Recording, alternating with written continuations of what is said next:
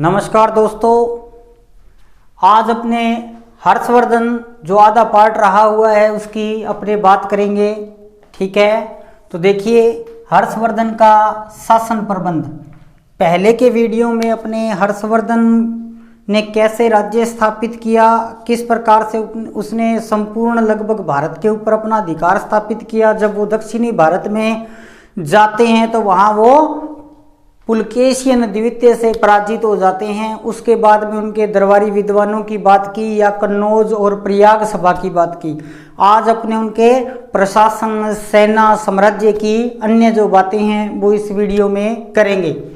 तो शासन प्रबंध देखिए, हर्ष ने अपने जो एक दिन था उस दिन को 3 भागों में बांटकर कार्य करता था, यानी कि संपूर्ण दिन को उसने 3 भागों में बांट रखा था, जिसमें से वो क्या करता था, एक भाग राज्य को देता था। यानी कि दिन में एक भाग ऐसा टाइम आता था जिसमें वो संपूर्ण चीजें, उस समय जितना भी राजकाज का कार्य था वही करता था। ठीक है, सर्वोच्च सत्ता राजा में निहित थी, यानी कि हर्ष सभी प्रकार से अंतिम जो निर्णय करने का अधिकारी था वो हर्ष था। अंतिम सभी प्रकार के निर्णय, चाहे वो कार्यपालिका के हैं, चाहे वो व्यवस्थापिका के हैं, चाहे वो न्यायपालिका के हैं, सभी निर्णय कौन करता था, हर्ष करता था। अब देखिए, हर्षकालीन जो राज्य था वहां पर एक मंत्री परिषद थी। सम्राट की सहायता के लिए एक मंत्री परिषद थी, यानी कि कुछ मंत्रियों को मिलाकर एक मंत्री परिषद का गठन किया गया था, और वो मंत्री परिषद राजा को राजकाज के कार्य में क्या करती थी, सहायता है वो करती थी। इस मंत्री परिषद में मुख्यमंत्री बंडी नामक व्यक्ति था। और जब हर्ष के भाई राज्यवर्धन, पहले वीडियो में मैं बात कर चुका हूं, राज्यवर्धन जो कि इसका बड़ा भाई था, इसकी हत्या हो जाती है। इसकी हत्या होने के बाद में बंडी नामक जो मुख्यमंत्री था वो प्रस्ताव रखता है हर्ष को राजा बनाने का। तो बहुत ही अच्छा एक लाइन का प्रश्न बनता है, हर्ष को राजा बनाने का प्रस्ताव कौन रखता है, बंडी नामक व्यक्ति है या मंत्री है वो रखता है। तो मंत्री परिषद है वो इस प्रकार से कार्य करती थी। फिर उसके बाद में आप देखिए सचिवालय, यानी कि जहां पर सभी प्रकार के मुख्य मंत्री थे, विभाग थे। तो किस व्यक्ति के पास कौन सा विभाग था ये जानना अति आवश्यक है। तो व्यक्ति और व्यक्ति का पद, यानी कि उसके पास कौन सा विभाग था।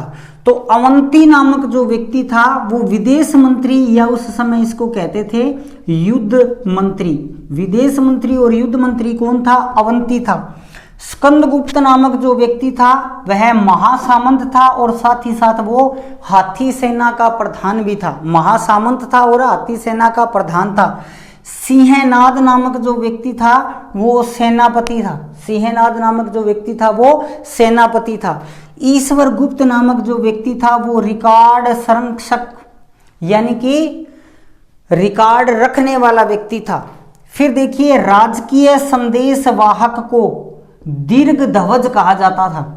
जो व्यक्ति राज्य के किसी भी क्षेत्र से, दूर दराज के क्षेत्र से या पास के क्षेत्र से, कहीं से भी राजकीय संदेश, यानी कि जो संदेश राजा के लिए महत्वपूर्ण था, ऐसे संदेश लेकर आता था, या राजा के जो महत्वपूर्ण संदेश कहीं पहुंचाता था, वो राजकीय संदेश जो था, संदेश वाहक जो था, उसे क्या कहते थे, दीर्घ ध्वज कहते थे। सर्व और गत, यानी कि सभी चीजें जानने वाला, तो क्या हो गया, गुप्तचर। गुप्तचर विभाग के कर्मचारी को क्या कहते थे, सर्वगत कहते थे। अब मैं बात करता हूं सेना की। तो जिस समय हवेनसांग भारत की यात्रा पर आता है, हवेनसांग भारत की यात्रा पर 629 ईस्वी में आता है। उस समय हर्ष का जो राज्य था वो इतना बड़ा नहीं था। तो उस समय हवेनसांग के अनुसार हर्ष के पास 5000 हाथी वाली सेना थी, 2000 घुड़सवार थे और 5000 पैदल थे। लेकिन जैसे ही हर्ष अपना साम्राज्य का विस्तार करता है, उसके साम्राज्य के विस्तार के साथ उसकी सेना बड़ी हो जाती है। 60,000 हाथी और 1 लाख घुड़सवार उसकी सेना में सम्मिलित है वो हो जाते हैं। अब देखिए, साधारण जो सैनिक थे उनको चाट व बाट कहा जाता था। सिंपल जो सैनिक थे, पैदल भाले वाले या तलवार वाले जो साधारण सैनिक होते थे उन्हें चाट या भाट है वो कहा जाता था। घुड़सेना के अधिकारी को वर्धेश्वर कहा जाता था। घोड़ों वाली जो सेना थी उसका जो बड़ा अधिकारी था यानी कि घुड़सवार सेना का जो नेतृत्व करता था उसको क्या कहा जाता था, वर्धेश्वर कहा जाता था। तो देखिए प्रशासन के अंदर जिस प्रकार से आपने फर्स्ट वीडियो में हर्ष की अन्य बातों को याद रखा वैसे ही प्रशासन को याद रखना है भी कौन कौन से बड़ी चीजें थी प्रशासन में। मंत्री परिषद थी, सचिवालय था, सेना थी, इसके बाद में कुछ चीजें और हैं वो भी अपने बात करेंगे।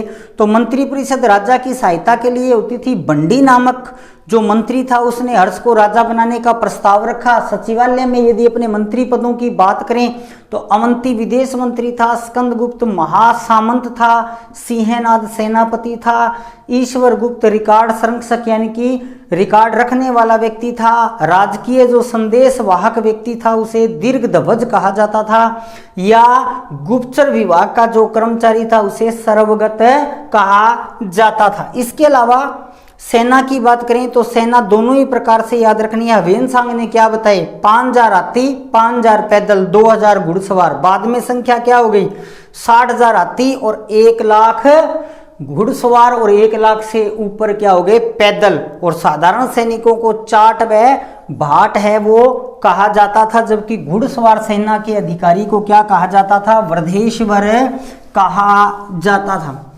अब देखिए कि पूरे भारत के अंतर्गत जो हर्ष का साम्राज्य था, हर्ष ने अपने साम्राज्य को विभाजित कर रखा था ताकि जो राज्य है वो सुव्यवस्थित तरीके से चल पाए।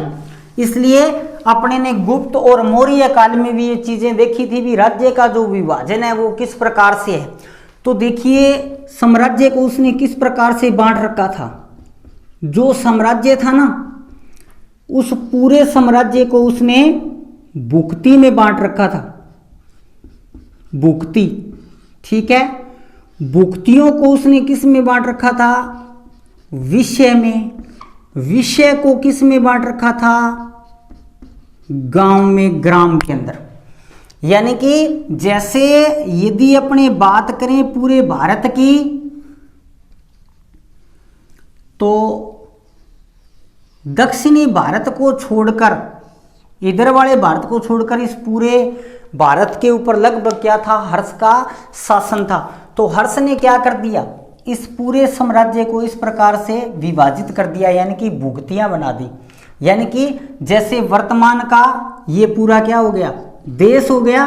अब देखो देश को अपने किस में विभाजित करते हैं, अब वर्तमान में तो राज्य, यानी कि वर्तमान के राज्य की तरह, वर्तमान के जिले की तरह, और ये वर्तमान ग्राम, ग्राम की तरह। इस प्रकार से इसने विभाजित कर दिया। जो भुक्ति था ना इसका अधिकारी कौन था, उपरीक, ये अधिकारी हो गए। यानी कि प्रत्येक अधिकारी को क्या कहा जाता था, तो साम्राज्य का अधिकारी कौन हो गया, सबसे बड़ा क्या हो गया, साम्राज्य। साम्राज्य का अधिकारी कौन हो गया, राजा हो गया। अब साम्राज्य को भुक्ति में बांट रखा है तो भुक्ति का सबसे बड़ा अधिकारी कौन है, उपरीक है। विषय का सबसे बड़ा अधिकारी कौन है, विषय पति है। गांव का सबसे बड़ा अधिकारी कौन है, ग्रामिक है। ग्रामिक भी कहते थे इसको, और ग्राम सपटलिक, ग्राम सपटलिक भी कहते थे। तो इस प्रकार से उसने क्या कर रखा था, अपने पूरे साम्राज्य को विभाजित है वो कर रखा था, वो कर रखा था। ठीक है जी। इसके बाद में अपने बात करेंगे कि साम्राज्य के अंदर आय व्यय किस प्रकार से थी। साम्राज्य के अंदर आय व्यय है वो किस प्रकार से थी। तो साम्राज्य के अंदर यदि मैं आय व्यय की बात करूं, यानी कि कर की यदि मैं बात करूं, तो 3 प्रकार का कर था, भी आपने ध्यान रखना है। कर 3 प्रकार का था, भाग, बलि और हिरण्य। भाग, बलि और हिरण्य 3 प्रकार का कर था। भाग और बलि की अपने गुप्त काल में बात कर चुके हैं। भाग भूकर था, यानी कि राजस्व, भूकर था, राजस्व कर था, भूमि का कर था।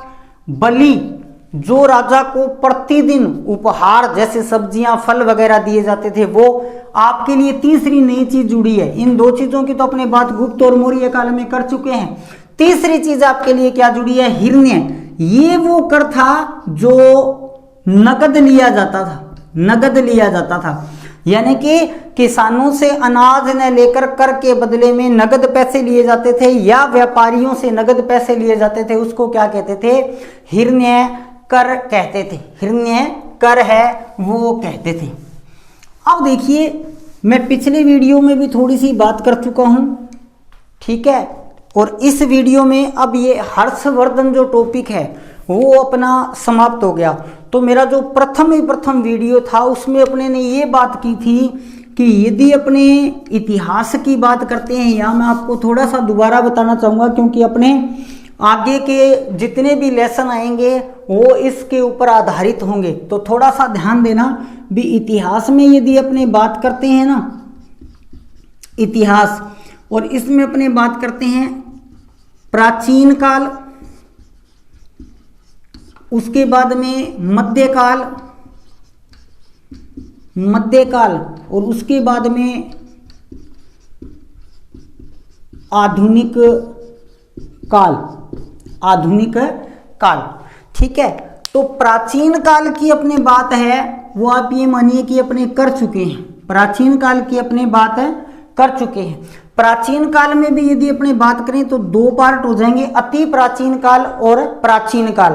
तो इसमें क्या क्या चीजें आ जाएंगी जो अपने पढ़ चुके हैं? सिंधु घाटी सभ्यता, वैदिक सभ्यता, मौर्य, गुप्त, ये सारी चीजें आ जाएंगी। इसमें एक दो टॉपिक और रहते हैं जैसे कुषाण वगैरह हैं, वो आपके तीसरे लेसन में है, वो भी प्राचीन काल में आएंगे। शक, कुषाण या यूनानी शासक, शक, कुषाण और यूनानी या हूण, ये सारे विदेशी आक्रमणकारी थे। आपका तीसरा लेसन इसी पे है, विदेशी आक्रमण या बाह्य आक्रमण। अब देखिए, जैसे ही हर्ष की मृत्यु होती है या हर्ष का काल से ही क्या होता है? मध्यकाल है वो प्रारंभ है वो होता है। मध्यकाल के दो पार्ट थे, एक तो 600 से 1200 और दूसरा था 1200 से 1707। तो 600 से जो 1200 का जो काल था ना, इसको क्या कहते हैं? पूर्व मध्यकाल, या इसी को कहते हैं राजपूत काल। राजपूत काल कहने का एक रीजन है कि इस समय के अंदर पूरे भारत के अंदर जो राज्य स्थापित थे पूरे भारत के अंदर, वो किन के थे? राजपूतों के थे। 600 से 1200 तक, तो 600 से 1200 तक तो राजपूतों का राज था, इसलिए इसको क्या कहते हैं? राजपूत काल कहते हैं। जैसे गुजरात में चालुक्य हो गए, यहाँ पे इसके अलावा यदि राजपूताना राजस्थान की बात करें तो मेवाड़ का गुहिल राजवंश हो गया, गुज्जर प्रतिहार हो गए, ठीक है, चौहान हो गए, ये सारे। फिर यहाँ राष्ट्रकूट आ गए, चोर, चेल, पांड्य, ये सारे मतलब जितने भी थे, सोलंकी, ठीक है, यानी कि राजपूत राजा थे पूरे भारत के अंदर, इसलिए इसको राजपूत काल कहा जाता है। इसको मध्यकाल कहा जाता है, पूर्व मध्यकाल, और ये क्या हो गया? मध्यकाल। यहाँ पे क्या हुआ? मुस्लिम सत्ता थी भारत के अंदर। तो पहले दिल्ली सल्तनत के बाद में मुगल काल, और मुगल काल के बाद में अपने आधुनिक भारत में आ जाएंगे, यानी कि ब्रिटिश शासन सत्ता। तो इन चीजों का आपने ध्यान रखना है। ये सारी चीजें प्राचीन काल में है, ये मध्यकाल में है, ये पूर्व मध्य काल में है, ये मध्य काल में, आधुनिक काल में अपने ब्रिटिश राज्य की स्थापना, और फिर अपना जो भारत का स्वतंत्रता संग्राम है वो पढ़ते हैं। क्योंकि अधिकतर जो राजवंशों की उत्पत्ति है वो 500 से 600 में हुई, और फिर 600 से लेकर 1200 तक उन्होंने भारत पे शासन किया। अब देखिए, आपने ये देखा कि अपने ने हर्ष के इससे पहले वीडियो में ये बात की थी कि कि हर्ष थानेश्वर के स्थान पर कन्नौज को अपनी राजधानी बनाता है। कन्नौज लगभग मध्य भारत में पड़ता है, चारों तरफ दूरी है वो कन्नौज में एक जैसी है। और पिछले ही वीडियो में अपने ये भी बात की थी कि हर्ष अपने पीछे कोई उत्तराधिकारी नहीं छोड़ता है। तो इस कन्नौज जो है ना, कन्नौज के लिए हर्ष का जो शासनकाल है वो 606 से लेकर और 647 तक रहा, ये अपने पहले कर चुके हैं। ठीक है, अब देखिए जैसे ही हर्ष की मृत्यु होती है उसका कोई भी उत्तराधिकारी नहीं था। तो कोई उत्तराधिकारी नहीं होने के कारण क्या हुआ कि कन्नौज के लिए 200 साल का युद्ध हुआ, 200 वर्षों का युद्ध, 200 वर्षों का युद्ध किस किस के बीच में? गुर्जर प्रतिहार, पाल और राष्ट्रकूट राजवंश में, इन राजवंशों से। तो इधर पश्चिम में गुर्जर प्रतिहार थे, ठीक है, यहां दक्षिण में राष्ट्रकूट थे और पूर्व के अंदर बंगाल के अंदर पाल थे। कन्नौज के लिए 200 साल की लंबी लड़ाई चली, ये अपने लेसन नंबर 4 में पढ़ेंगे, लेसन नंबर 4 में पढ़ेंगे, इंपॉर्टेंट हो जाएगा लेसन नंबर 4। वहां भी मैं यहीं से स्टार्ट करूंगा, अभी हर्ष के बाद में ये राजवंश, और उसी समय फिर राजस्थान, उसके बाद में जब जो विदेशी यानी कि मुस्लिम जो आक्रमण होगा, मुस्लिम आक्रमण में मेवाड़ आ जाएगा, चौहान आ जाएंगे। तो कहने का मतलब अपने राजस्थान की हिस्ट्री अपने को पढ़ने को मिलेगी। ठीक है, तो हर्षवर्धन को बड़ा ध्यान से, क्योंकि हर्षवर्धन जो है वो मध्यकाल का प्रारंभ था, वहां से वो उसके साथ जुड़ा हुआ था। तो ध्यान से अच्छे से याद करना। जय हिंद, जय भारत।